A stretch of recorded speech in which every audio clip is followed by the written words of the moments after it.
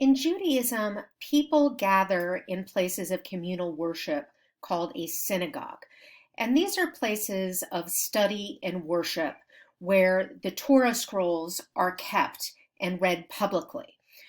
The Torah is the first 5 books of the Hebrew scripture. The site of Dura-Europos in Syria is particularly interesting because it represents a religious cross-currents during late antiquity, in which we see not just Roman presence, but also the Christian and Jewish faiths being represented in different spaces of worship.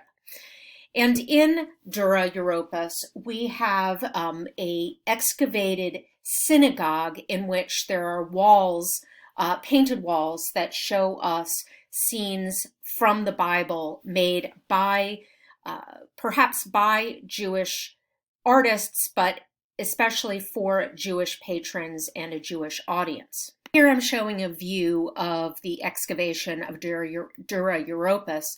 You can see that not much survives above ground today, but there are the remnants of a gridded plan that shows a vast settlement that, again, housed different places of worship for different faiths. Here is an interior of the synagogue from Dura-Europos. You can see that this is actually reconstruction that is in the National Museum of Damascus.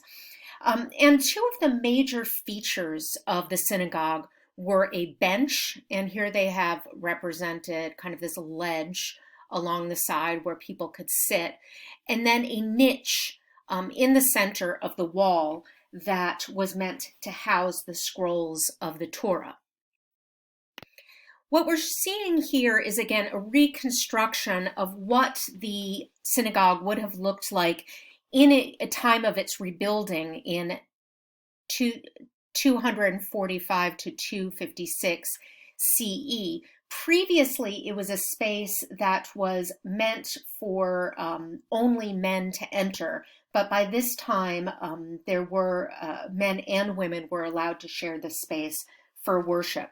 Later on, residential rooms were added. And many synagogues were actually started in residential places, were in people's private homes, but then later on were created for purpose-built worship.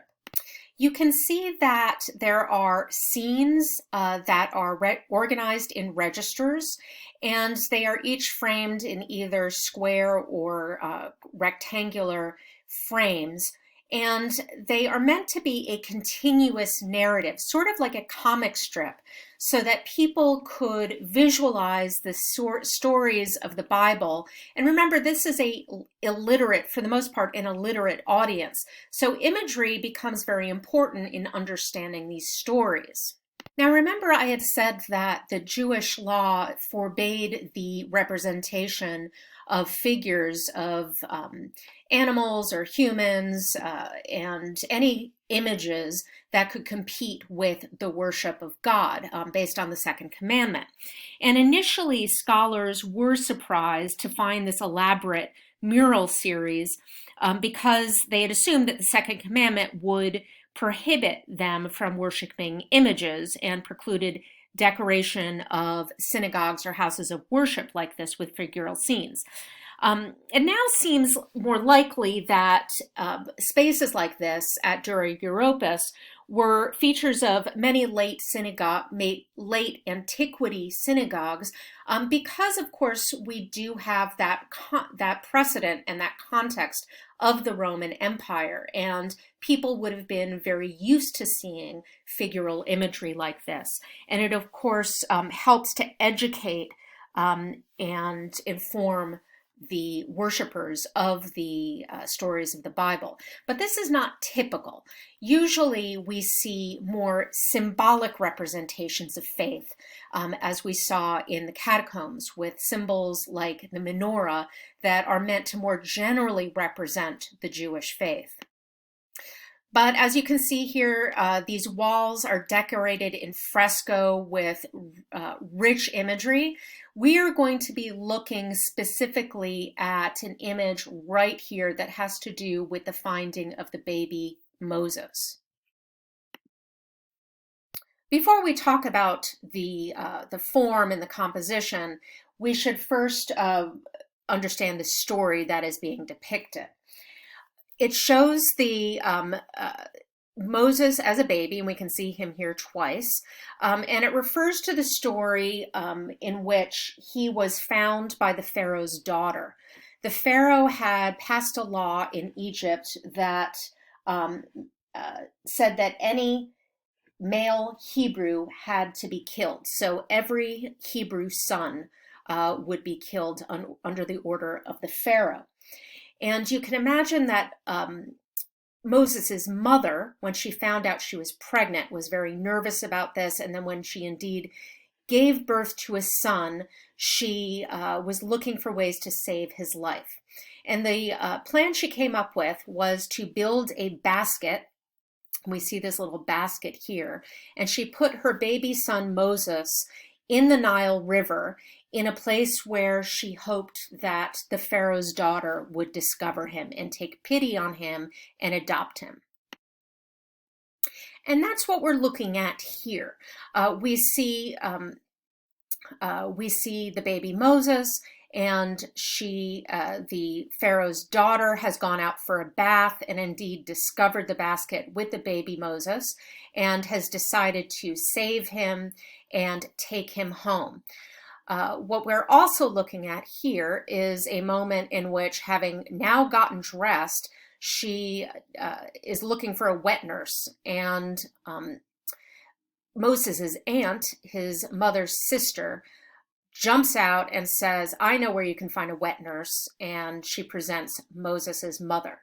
So the Pharaoh's daughter adopts him, and Moses's mother is allowed to be connected to him through being his wet nurse. So we're looking at a continuous narrative in which several different moments are being depicted in the same image. We see here the Pharaoh's daughter clothed. Then we see her here in the river, nude, discovering the baby Moses. And then we see, of course, this small child, actually kind of adult-like child in her arms. And then we see when she has taken him out and is passing her along to his mother, his wet nurse. In terms of the composition and the way the figures are depicted, we do see some knowledge of the Greco-Roman tradition. We see an attempt to create three-dimensional figures through modeling. We see a little bit of shading along the faces. We see a lot of drapery that comes from sort of the understanding of how drapery falls on Roman and Greek statuary. There is a little bit of indication of depth in the landscape. We see these kind of reedy plants along the river on both the front and this middle ground, where we see, they are meant to flank the river and get the sense that there's a river in the foreground. But that's about where it ends. Otherwise, we see very flat blocks of color, very flat figures. The landscape kind of stops in the back, and we have this flatness in the background. There is, again, a little bit of an attempt at illusionism in these swags of drapery that fall above.